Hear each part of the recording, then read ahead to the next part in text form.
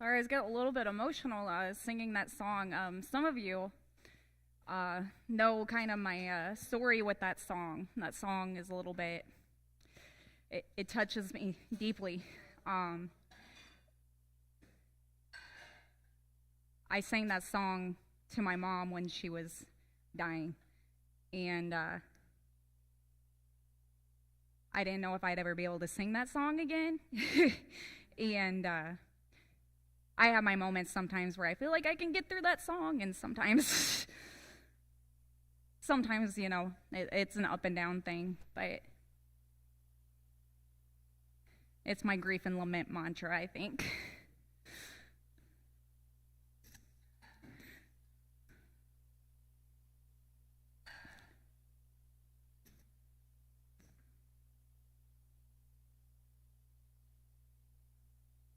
Is this on? Okay, I was making sure. Okay, so for those who don't know me, I'm Christina Reed, and I lead worship here at Faith Journey Church. Um, my husband James is up there in the booth. We've been married for a little over 12 years, and we have 3 children, ages ranging from 10, 7, and 2. When Christy came to me about helping coordinate this women's ministry event, I immediately started praying about what the Lord wanted me to do. And in my small thinking, I was thinking, coordinating worship or helping with decorations, helping with food preparation. And the more that I was praying about it, the more I felt prompting to speak. And immediately I was sitting there like, am I hearing this correctly? You want me to speak? Me, shy Christina, who is not outgoing, to speak. I mean, on any given Sunday, I will talk in between worship sets. I'll talk in between songs, but talking at a women's ministry event and talking in between songs and a worship time on a Sunday are 2 different ball games. But very clearly, I felt that tugging at my heart from the Lord. And with a lot of pride swallowing, I got a hold of Christy and I said, we no longer needed to look for somebody to talk at the women's event because I was going to do it. I'm thankful that she let me take the reins on this and that she had clear confidence in me because I never told her what I was going to talk about. I didn't even know what I was going to talk about. We just went in on this with blind faith. I'm going to take you guys back to my early childhood, just the early moments of my existence, actually. I was born in 1992, and I was born with one leg shorter than the other. When I was first born, doctors thought that it was hip dysplasia, but that was wrong. My parents took me to about 4 or 5 specialists, and they couldn't pinpoint what was wrong. My parents were a part of this very church congregation, and there were a few gentlemen that were Shriners, and I got sponsored to go to Shriners Hospital when I was 4 months old, down in St. Louis. And within just a few moments of me being at Shriners Hospital, I had a diagnosis. I had something called bone length discrepancy in the left femur bone. It was a 25 to 30% difference. It's something that happens right at conception, and ding, ding, ding, winner, winner, chicken dinner, a 1 in a million chance I had it. There were 3 options that my parents were presented with to fix the problem. One was bone lengthening procedures, but it was risky, and success rates were at a 12 to 15% difference. Mine was a 25 to 30% difference. They said that I had a higher likelihood of contracting gangrene and losing the whole leg or my life. So that was a no-go. Second option, lifts on the end of my shoe to make up for the difference in length with my leg. But because of how severe the difference was, I would have to walk with the assistance of a cane or a walker by the time I was fully grown. That didn't seem feasible. Third option was amputation of the foot and part of the ankle bone and walking with the assistance of a prosthetic leg. No parent wants to think of amputating any part of their child's body that doesn't seem to have a problem. And that was a difficult choice, and the doctors told my parents they wanted them to make this decision before I was old enough to remember having the surgery so that I could adapt to it early enough in my childhood and not remember. My parents said that they spent a lot of time with not only their church family, but good friends praying with them over this decision because they said it was the hardest decision that they ever had to make in their lives, which I don't doubt it. Now that I have children of my own, I can see from that perspective that it would be the hardest decision to have to make for their child. My mom even told me that she personally prayed for God to just heal me so I wouldn't have to go through it. But that wasn't God's plan. So I did end up having the surgery when I was 19 months old. Growing up, I struggled to see how God could possibly use something like this, and honestly, someone like me, for good. I was bullied. It was hard to make friends because I was made fun of by the other kids, and I was outcasted and set aside. I was constantly being told that I couldn't do things because I was disabled. My parents were always constantly reminding me, and they were wonderful at reminding me, that God had this great and wonderful plan for my life, even when I couldn't see it. And my mom practically sang Philippians 4:13 over me my whole life. Say it with me if you know it. I can do all things through Christ who strengthens me. When I was younger, I struggled to see the bigger picture.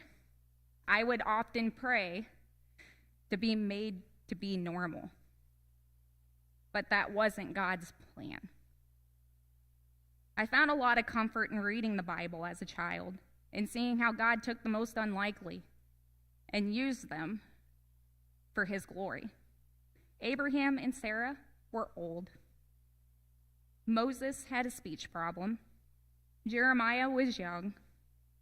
Jonah ran from God. Naomi was a widow.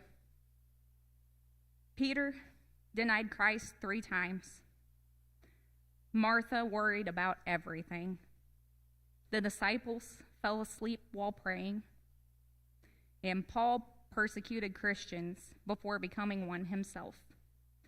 Romans 8:28.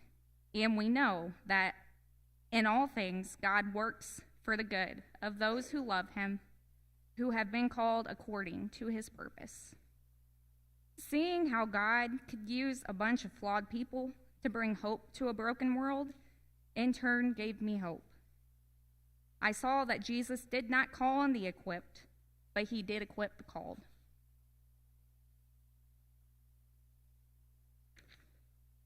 On my 16th birthday, I had this kind of full circle moment in my faith where some of the dots started to connect on why I was who I was. I was on a mission trip in a small town in Ohio. We were working on fixing low-income housing. And while we were there, on this particular day, we went to visit this assisted living facility. And when these folks in this assisted living facility caught word that we were there, everyone came out of the rooms to see us. They were excited to have company and come out in the recreational area to play games with us. All except for this gentleman that was down the hallway to the left. We asked the nurse, well, why is he not coming out of his room? And she said, well, he had his leg amputated a couple months ago, and he says life as he knows it is over. But if you guys want to go visit him, you guys should. He's a really talented artist, and he has paintings all over his room, and he's phenomenal. As I stated, I'm really shy, and I've never been the most outgoing person, but that day God told me I was going to go make a friend. I went to go talk to this guy back in his room. I walked in and struck up a conversation with him about his art, and he truly was a phenomenal artist. He had all these watercolor paints just plastered all over the walls of his room.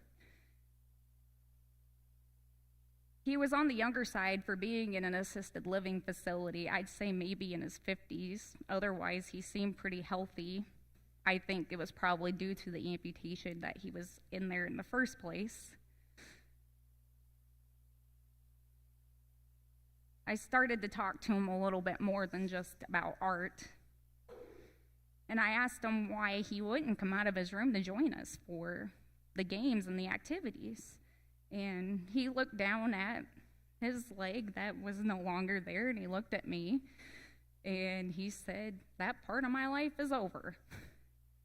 And I was wearing capris that day, but the self-conscious teen girl that existed just decided not to exist in that moment. And I rolled up my pant leg, and I showed him my prosthetic leg.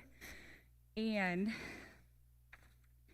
I told him, I said, I don't know how you lost your leg, but I lost mine right before I was age 2.